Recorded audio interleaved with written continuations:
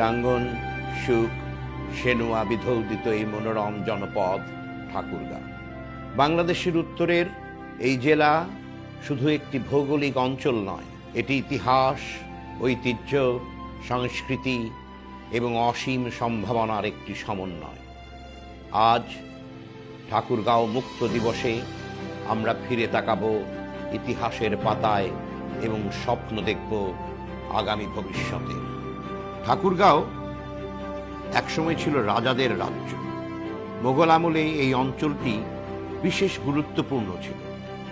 British শাসনের অধীনে স্বাধীনতার সংগ্রামেও ঠাকুরগাঁওবাসীরা সক্রিয় ভূমিকা রেখেছিল।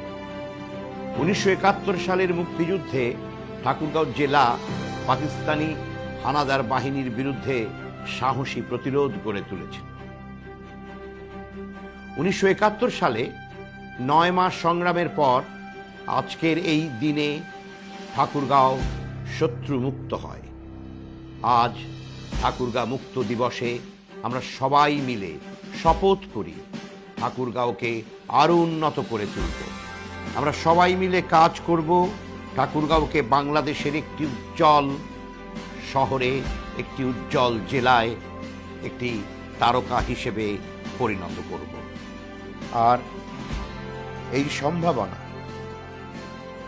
সার্থক হতে পারে, সম্ভব হতে পারে যদি আমরা সবাই মিলে একটা জাতীয় ঐক্যমত তৈরি করতে পারি। জাতীয় ঐক্যমতের ভিত্তিতে একটি গণতান্ত্রিক সরকারের মধ্য দিয়ে এই স্বপ্ন পূরণ হতে পারে।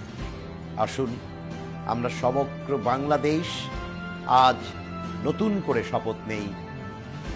আমরা যার যার অঞ্চলকে, যার যার এলাকাকে সকলে মিলে একটা সম্ভাবনার এলাকা হিসেবে, সম্ভাবনার জেলা হিসেবে, সম্ভাবনার অঞ্চল হিসেবে তৈরি করি। তাহলে সারা বাংলাদেশ একদিন একটি সুখী, সমৃদ্ধ, উন্নত বাংলাদেশে পরিণত হবে।